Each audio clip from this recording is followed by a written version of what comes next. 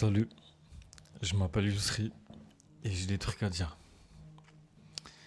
Aujourd'hui, j'aimerais parler en fait tout simplement de la dure réalité de l'alimentation. Qu'est-ce qu'il en est? Qu'est-ce qu'il en coûte? Si vous saviez à quel point l'alimentation a un impact affolant sur la population, son évolution, on vit à une époque de fou. On vit à une époque de connaissances incroyables, de profondeur énorme sur la connaissance de l'être humain, de notre monde, de ce qui nous entoure, de la nature, de l'alimentation. Et ce qu'on en a fait me sidère, me désole. Et l'impact de l'alimentation donne un résultat comme on peut voir aujourd'hui. C'est-à-dire, le constat que je fais aujourd'hui, c'est que la montée des cancers est le premier exemple flagrant de la dégénération du corps humain à notre époque. C'est un constat simple qu'on a normalisé. C'est une anomalie dans l'histoire de l'humanité. Il faut s'en rendre compte de ça en fait. Aujourd'hui, on nous fait comprendre que voilà, l'industrie de la médecine est là pour nous sauver. Waouh, gloire à eux, bien entendu. Ils ont trouvé des solutions très concrètes, très pas forcément toujours avec des process qui peuvent aider, mais en tout cas c'est très cadré, c'est très mesuré, c'est très comment dire. Le constat est simple, hein, forcément quand on fait une chimiothérapie, ça bouleverse le corps. On perd les cheveux, on n'a plus de force. Énormément de symptômes peuvent rester durant le reste de notre vie. Et ça a des conséquences énormes. C'est une épreuve incroyable pour le corps. Pour supprimer au final une toxine. Donc comme je disais, gloire à eux, ils trouvent des solutions. Mais malheur à eux, en même temps, à cette industrie de manière globale qui empoisonne et qui guérit. Bon, ça à la rigueur, c'est pas une nouvelle. Encore une fois, j'enfonce des portes ouvertes. Mais le constat me désole. Des personnes à la vingtaine peuvent tomber malades d'un cancer. Et c'est qu'il y a un problème quelque part. C'est qu'il y a un problème quelque part. C'est qu'il y a un problème quelque part. Et faut se rendre compte d'une chose assez simple. C'est que le point de départ, c'est dans notre assiette. Le point de départ, il se trouve à qu'est-ce qu'on met dans notre corps.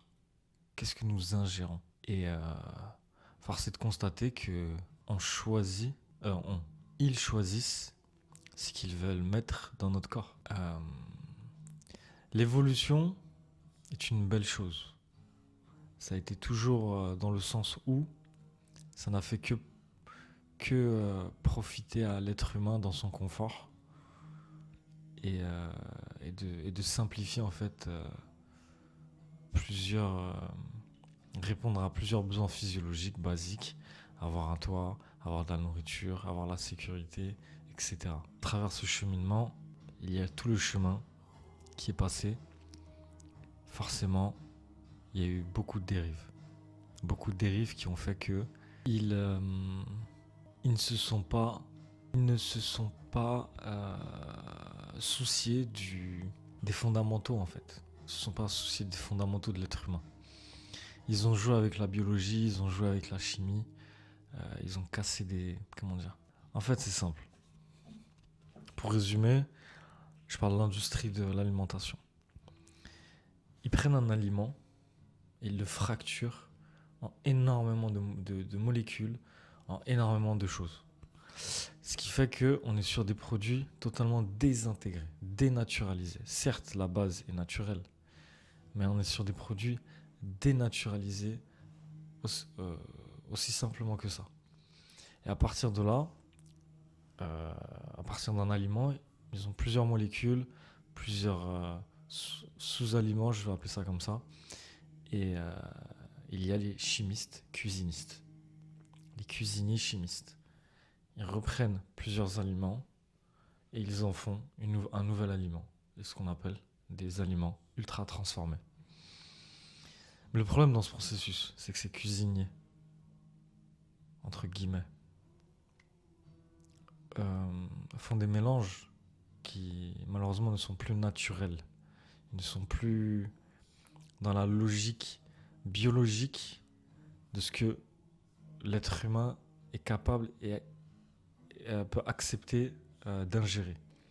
En somme, un aliment, c'est un aliment. Sur le papier, devant nous, de manière aussi simpliste que ça, un aliment, ça reste un aliment.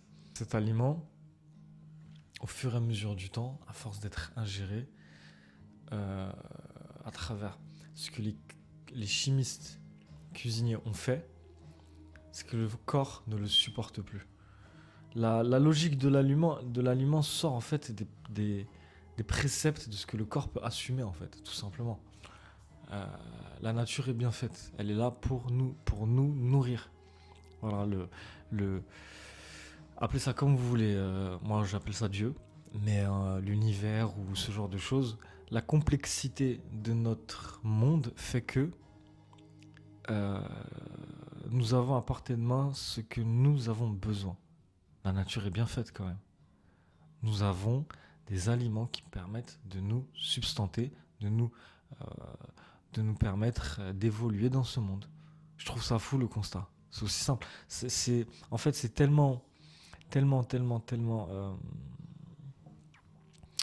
c'est tellement logique, c'est tellement banalisé que oui, en somme, c'est normal. Mais vraiment, si on regarde de manière brute et froide notre monde, notre planète, nous avons ce qu'il faut pour nous substanter, pour nous enrichir en vitamines, en minéraux, en calories, en glucides, etc., en protéines. J'en passe et des meilleurs. Le constat est beau.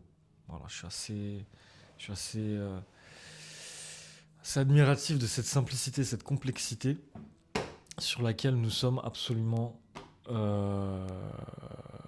habitués. Bon, en somme, bon, bref. Et tout simplement, nous avons joué avec les codes de la nature. Nous avons voulu comprendre la nature, ce qui est très noble, ce qui est la nature propre de l'être humain, comprendre son monde en profondeur et aussi loin qu'il peut y aller, aussi loin de ses capacités. Et ce qui fait qu'à notre époque, nous sommes à une époque où nous avons fait un bond extraordinaire dans toute la création dans toute l'existence de l'être humain. Et à mon sens, nous avons créé des outils qui dépassent notre sagesse, notre sagesse tout simplement, et par-dessus tout notre expérience. C'est-à-dire que nous avons des outils, nous jouons avec, et forcément c'est en jouant avec qu'on crée une expérience. Mais force est de constater que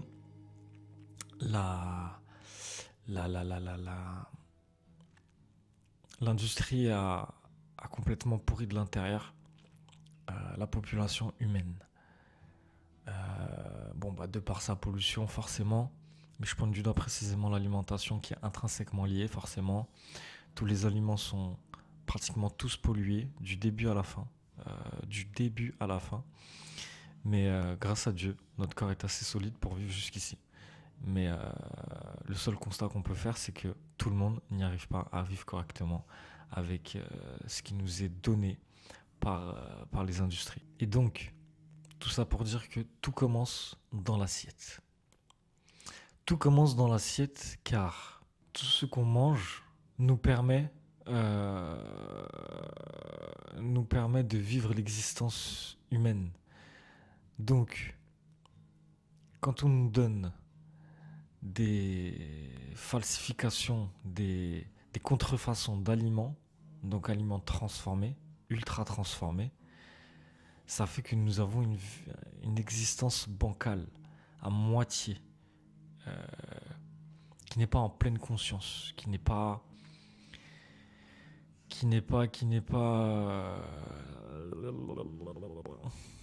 la nourriture façonne l'homme.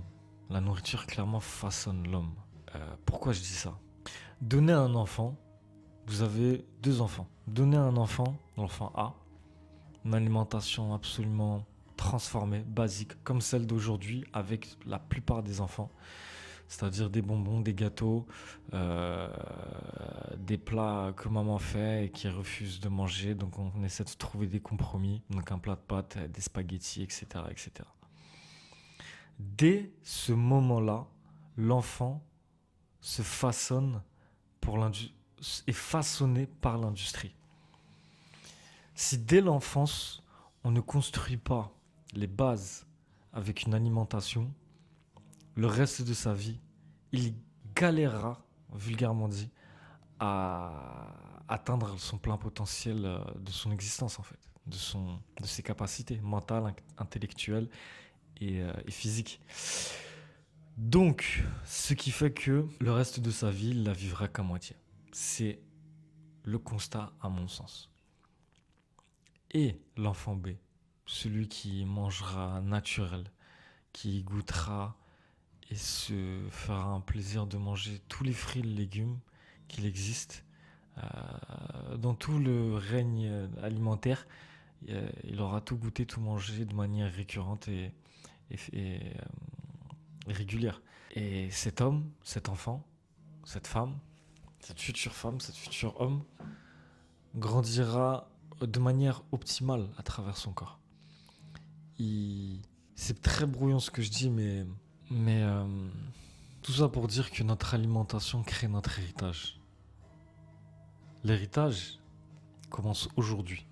L'héritage vient de nos ancêtres et nous sommes les futurs ancêtres de nos progénitures. Et l'héritage se construit aujourd'hui. Les hommes forts de demain sont ceux qui font le nécessaire aujourd'hui. Jusqu'ici, nous sommes d'accord. Voilà. Si aujourd'hui, vous êtes un homme ou une femme en pleine capacité et avec des forces et des faiblesses, forcément, mais c'est grâce à vos ancêtres. Vous voyez ce que je veux dire ? Je suis complètement fatigué, c'est terrible.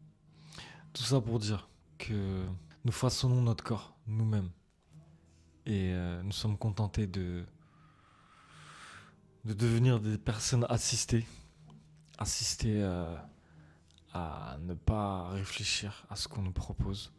Les grandes lignes sont données, bien entendu, 5 fruits et légumes par jour, mais il y a tellement peu de conscience à travers la nourriture.